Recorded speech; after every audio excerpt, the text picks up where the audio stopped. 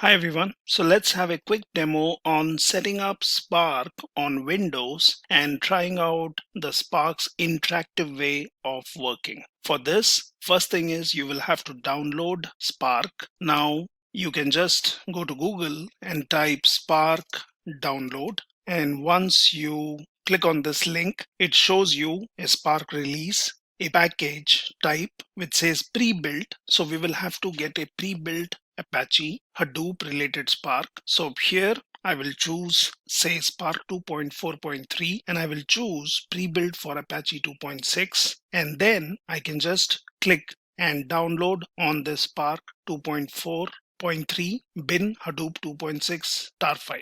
Once you click on this link, takes you to the mirror site and you can just click on this link and download Spark 2.4.3. Once this is done, which I have already downloaded, here I can go to my downloads and it shows that I have a tar file. Now we will have to untar it or unzip it. So I can click on this link and I already have Winzip, which allows me to unzip Spark 2.4.3. I can choose a location. So I can say unzip, click on unzip, choose local, and then I can choose one of my folders. So I have already unzipped it here. And that's how my Spark 2.4.4 directory exists here, 2.4.3, I'm sorry. Now let's go and look into this directory and what it contains. So I can click on C drive and then Spark 2.4.3, and this has the folders which are required for us to use Spark.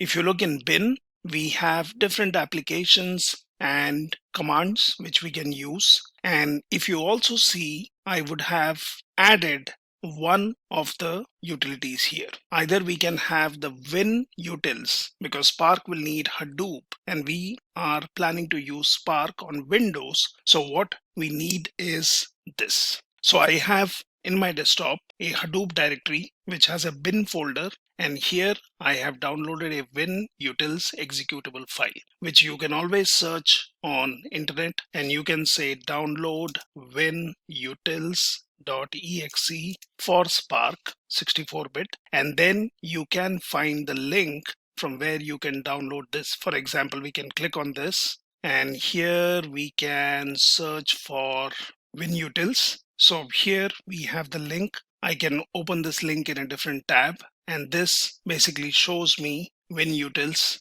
for Hadoop 2.7.1. Similarly, you can search for Hadoop 2.6 and you can download. However, 2.7 will also work fine. Now I have downloaded winutils.exe and that's in this Hadoop folder. Within bin, I have this. So we need two things here. One is Spark, which is untarred and in a particular location, and then your Hadoop, which has bin, and this has Winutils. Now once you have these things, you can set your environment variables by just typing envir, go to your edit system environment variables, click on environment variables, and here if you see I have added two variables. So you can just click on new and then you can give your variable name as Hadoop_home, and then you can give the path where you have your Hadoop directory that contains bin and that contains winutil.exe. I also have added Spark home, which points to my Spark directory. Now once you have this, you are ready to use your Spark on Windows in local mode. Once this is done, I can open up my command prompt, and here I need to go to my Spark directory. I can just say cd Spark 2.4.3 and then I can do a dir/p, which shows me the folders where we have bin. So to execute Spark, we can look into what our bin has, and it has different programs such as you have Spark Shell to work with Scala and in an interactive way of working with Spark. You can also use PySpark, which allows you to use Python to work with Spark. And you also have Spark Submit if you have packaged your application in a jar file to submit it on a cluster.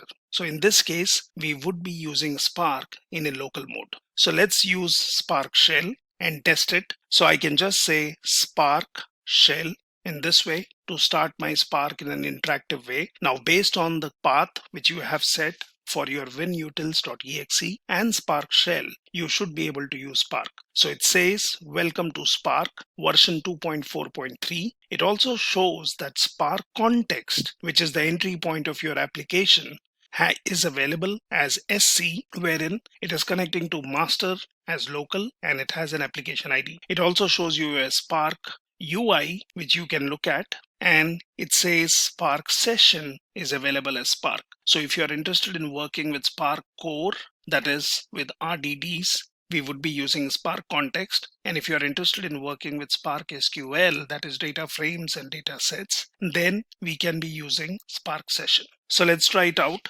So we can declare a variable that is an immutable variable. And now I will use Spark context with a method of Spark context. So I could just do a tab to see what are the available options within your Spark context. And here we can use one of them to read a file. So I will use sc.text file, and then I need to point to a file. So I already know that in my Spark directory, I have a file called readme.rd, and this is the method of Spark context. If I enter, it will create a RDD. Now, as I've explained about RDDs, these are resilient distributed data sets. There is no evaluation happening right now. So even if this file does not exist, I would still have an RDD created. Now I can go further and do some more transformations on this. So I could say val y, and then I could say take x. I would like to do a map transformation on it, and I would use to uppercase. Now this is an inbuilt function where I would want to convert the content of this file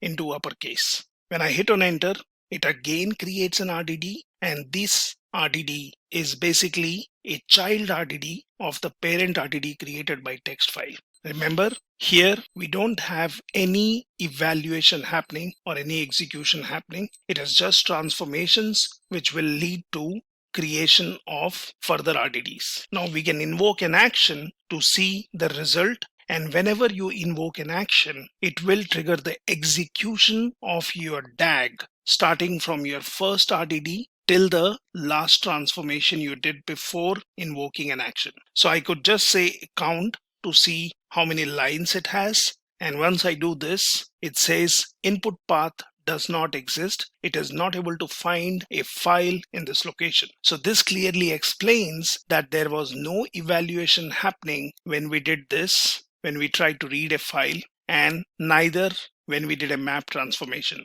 Only and only when we invoked an action, it tried to search for file in this location. So let's quit this and check if the file exists. To quit, you can just do a Control D, or you could do a :quit. Now here, if you see some messages like this which says unable to delete temporary file, so that's a known issue. We can fix that, but my Spark is working fine. Now let's go and check if the file exists. So I will go in here, and then I will look in my Spark directory to see if the file exists. So this is the file readme.md. However, I had done readme.rd. So let's do it again, and let's test if our Spark shell works fine. So we can go into the Spark directory by just doing this, and then either I could be going into bin directory and then start Spark shell, or some people prefer to do it this way, wherein you can say bin Spark shell, and that should start your Spark shell, but there was an error in the slash. So let's do it this way, and this will start your Spark shell, an interactive way of working with your Spark and using Spark context or Spark. Now once we have done this, I can again say val x, and I can say sc, which is Spark context, which is already initialized when you start your Spark shell. I can say text file, and I would want to read a file which is readme.md.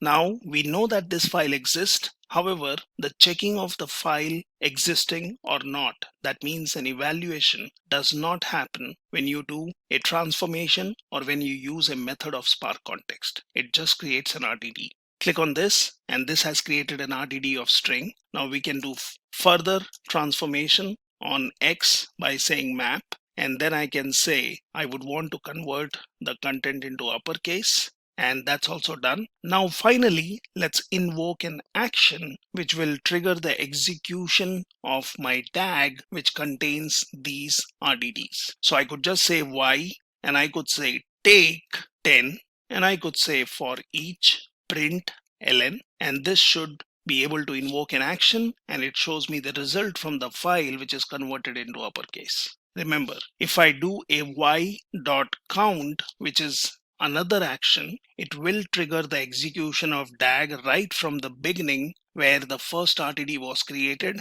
The transformation will be done, and then it will show me the count of lines which exist as a result of this. So we can do this, and this says me that there are 105 lines. This is a simple example of using Spark Shell and using Spark in an interactive way on your Windows machine. Now to quit, we can always do a :quit, or we could do a Control D, and that basically takes you out of your Spark Shell. Similarly, we can work on PySpark by just saying ./bin/PySpark, and that's Python's way of working with Spark, which brings your Python shell. It starts the Spark context, which is available as SC. And if you are interested in working on data frames or data sets using Spark SQL, then we would be using Spark. Now here, I can just declare a variable x, and I can just do sc.text file like what we did using Scala. We can be referring to the same file, readme.md, and this has created an RDD. You can just type in x, and that shows the RDD which was created. You can then further do some transformation on it using x.map, and then I could say I would want to convert this to uppercase. Now in case of Python, you would normally use lambda if you would want to do any kind of transformation. So I would say lambda x, and then I would want to convert this to uppercase. So here we can check if my RDD was correctly created, and as I was saying, we can then do some transformation on it. So I can say again y equals, and then I would want to do some transformation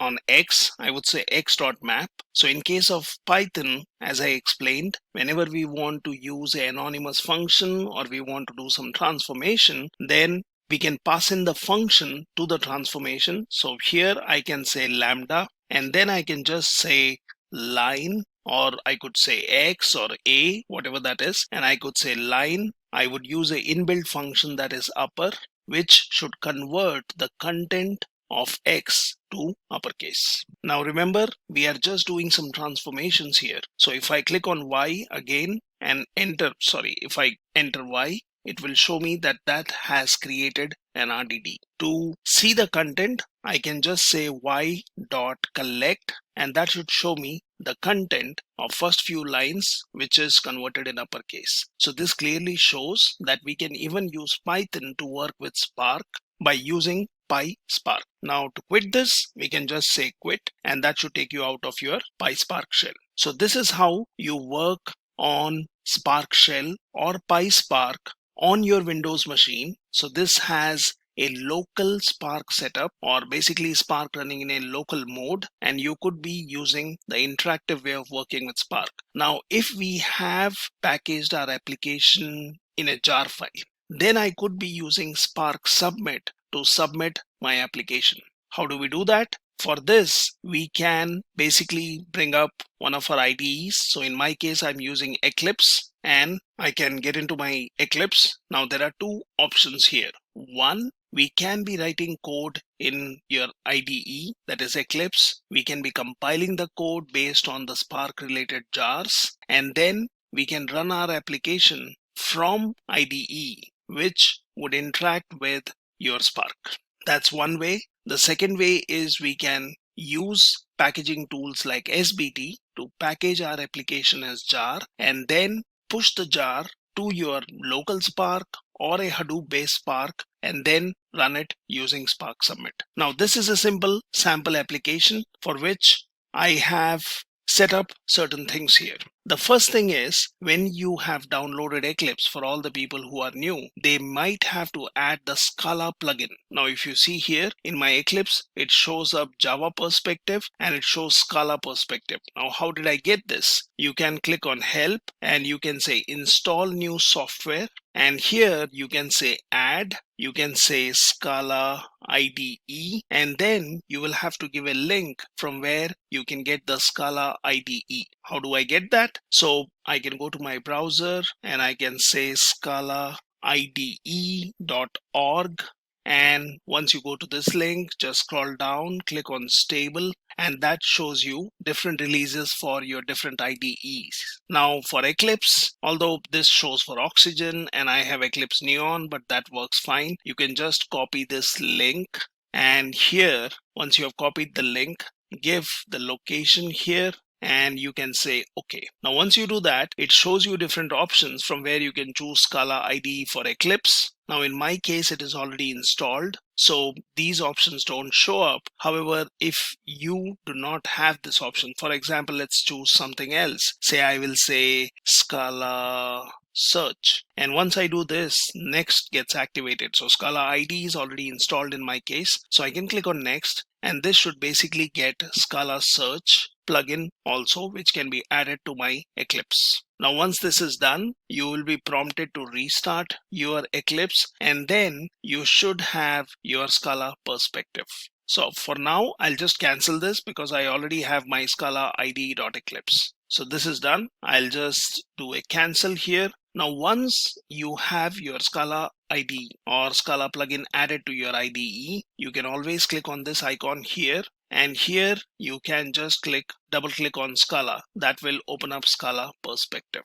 So that's the first thing. Then you can always click on File, New, and create a Scala project. For example, I could say My Test Apps, and then I can just say finish. So it has added a project. Now what we need to do is we need to make sure that our setup is fine. So first thing I would suggest is click on this, go to your build path, and here click on configure build path. So where it says Scala compiler, it would be good to choose for your project settings, instead of 2.12, go for 2.11. So sometimes you might have problems with Scala 2.12, which might not be able to compile for your Scala 2.11. So use latest 2.11 bundle, and then you can say apply. It says compiler settings have changed. A full rebuild is required for changes to take effect. Shall all projects be clean now? We can say OK, and we can say OK. So this will build your workspace to use Scala 2.11 bundle. Now once that is done, second thing what we need is we would want to write our code, and we would want our code to compile. For that, as I said, if we want to write our code using an IDE and then run it from our IDE rather than using a build tool like Maven or SBT, I can just add the Spark related jars to my build path. So I can right click here, I can say build path, and I can click on configure build path, and here where it says libraries, I can say add external jars. Now this needs my Spark related jars. Now where do I find it? So remember, we have downloaded Spark, so you can even find it there. So you can click on wherever your Spark is, and then you can click for jars, which shows you all Spark related jars. You can just do a Control A and just add it to your build path, say apply, and then just say OK. So once this is done, you have already added the Spark related jars, which might be good enough for you to write an application. Once this is done, we need to basically go ahead and write our code. Now how do I do that? I can just click on source and I can say new, and then I can say package, and here you can say main.scala. Click on finish, and that has created main.scala. So that would be source/main/scala in the folders. We can always check that. So I can go to C drive, I can look in users, Win10, and then look in my workspace for my project. And if you see in source, we have main and we have Scala. Now this is where we will be writing our code. So for this, then I can just right click and I can say new, and I can just create an object and I can give it a name. So we can say test app and then we can say finish. So in case of Scala and Spark, we need to create an object and then we need to define main class here. Once that is done, we also need to import some packages and we need to initialize the Spark context. Now for that, you can take an example here. So I have already written the code and I can look in source, main Scala, and I have created an app called firstapp.scala. Now here we have the package name. We are importing some packages which are required for us to initialize Spark context and Spark configuration. So it is Spark context, Spark conf, and here is my object. And for a particular project, at least one of your object or one of your application needs to be the main. So we define the main here by saying def main args and array of string.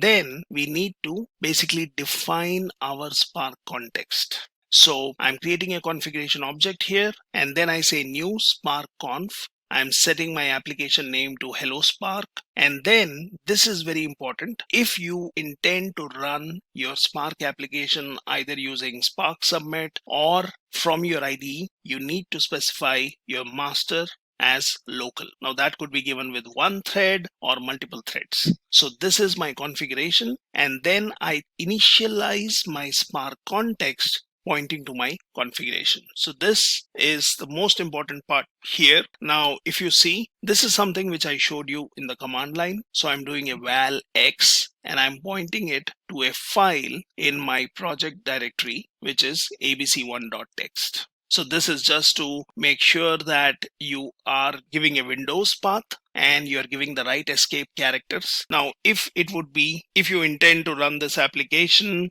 on a Hadoop based cluster, then you will have to give the path of the file accordingly, which we can see later. So here I have val x, I'm pointing it to a file which I have created here. And this just contains 3 lines. This is my sample file, which I want to test. This is a new file.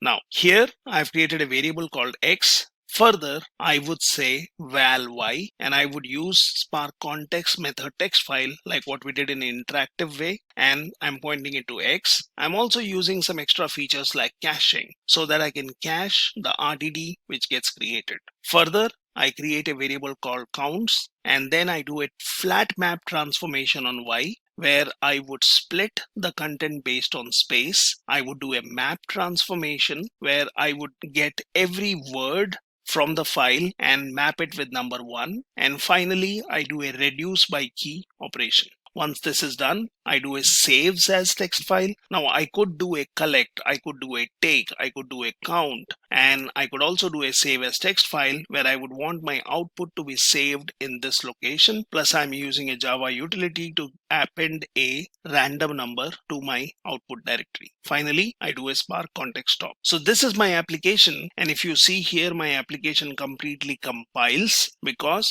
I've already added the relevant jar files in the build path. Now, once this application is done, we need to run this. But before doing that, we need to look into our run configurations. So you can click on run configurations, and here I'm giving my project name. I'm specifying my main class, which is first app. Then you can straight away go to environment, and here I have added 2 variables. One is spark underscore local underscore IP, which points to this machine's local host. And then I've said Hadoop underscore home because Spark, even when you're running locally, would want if Hadoop is existing. So we can just set Hadoop underscore home, and I'm pointing it to my desktop Hadoop directory, which contains bin folder, and that bin folder contains a winutils.exe. Once this is done, we are fine, and then I can test my application by just clicking on run. Now this should trigger my application on my Windows machine using my IDE. I didn't have to package this as jar, and here my application is completed, which should have created one additional directory here. So I can click on this, I can right click, and I can try doing a refresh. And here you see a new output is created. We can look into this. It has a part file which shows my word count. So this is a simple example of setting up your IDE and running your applications from IDE on a local Spark. Now what you also see is a build file here. What is that for? So in case you would want to create a project and you would want to package the application as a jar file and then run it on the cluster using Spark Submit. Now in that case, we can avoid adding the jars to my build path. But what I would need is I would need build.sbt file within my project folder. Remember, if you intend to package your application as a jar and then run it on a cluster or on a local setup, you would not need the build related jars. However, the build related jars which are already here will not cause any harm. Let them be there. Now we have a build.sbt file also which is existing in my project folder. Now just for this run, I can in fact delete this target directory. It will be anyways recreated, and if you would want, we can also clean up these just to avoid the confusion. I will delete these. Now I just have my project folder and I have the libraries. I have abc1.txt and I have a build.sbt file. What does that contain? So this basically has a name. I'm giving a version which will be appended to my jar. I'm saying the Scala version which I'm using, which is 2.11.8, and I'm saying Spark version which is 2.2.0. You can replace these with the version which you intend to use. Other than that, we are pointing to the different Spark components and the relevant dependency related jars which your SBT can get for you. So I have given Spark Core, Spark SQL, MLlib, Spark Streaming, and Spark Hive, which will be then fetched from the repository. So this is my build.sbt file, which exists in my project folder. We have our code written. We have our build.sbt file, which is already existing in my project folder. My code is already fine. Now we need to use SBT to package my applications into jar, for which you will have to download SBT. So you can just say download SBT Windows, and that should take you to the installing SBT on Windows page. Now here you can just download the MSI installer and run through the installer, which will basically install SBT on your machine. Now I have already done that. So my build file is ready, my code is ready. All I need to do is now use SBT. So what I can do is from my command line, I can just say cd and I will go into users. I'll go into Win10 and I'll go into my workspace. Now here I can see for my projects and I can go into my Spark apps. Now once I'm in my project folder, we can double check that it has a build.sbt, which is fine. SBT is already installed on this machine. And I can just say SBT. If you would want to check, you can always do SBT version to check if you have SBT. And this command is also done once you install SBT for the first time. You can always do SBT version, and before displaying SBT's version, it will try to fix all your dependencies. It will try to get all the relevant dependencies. So this is just to check that SBT is installed on my machine. As I said, my code is already ready. I have a build.sbt file and I can just say SBT package, which then will refer to build.sbt, will look for your code in source main Scala, and then if everything is fine, it will package it as jar and it will create folders within your project folder. We can click on this. We can try doing a refresh to see. Now, if you see here, the project was again created. A target folder is created. Within Scala 2.11, I will have my jar created. So we can see that my SBT was fine. It has packaged the code and it has created a jar file as simple project 2.11-1, which can be used to run on the cluster or in a local mode. Let's check in Eclipse. I'll click on this and I'll just do a refresh and I see my jar is already existing, which basically means then we can do a Spark submit. So this is where we see that I am already running a Spark submit command. Now this might show up some error messages, but we can see how we did this. So if you see here, once my packaging was done, I went into my Spark folder. I did a bin/Spark submit.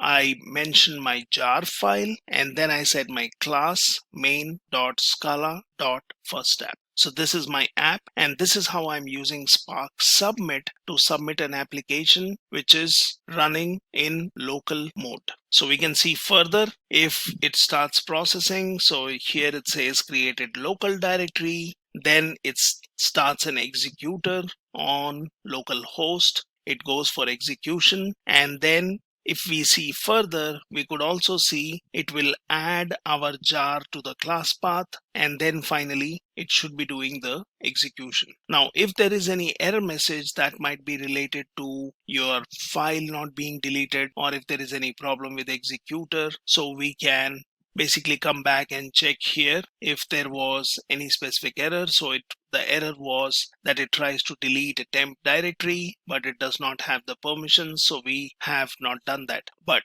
as per my application, it should be creating a output in this folder as Spark out. So let's click on this and see. I'll do a refresh, right? And if you see, a new Spark output has been created. Thank you and keep learning. Hi there, if you like this video, subscribe to the Simplilearn YouTube channel and click here to watch similar videos. To nerd up and get certified, click here.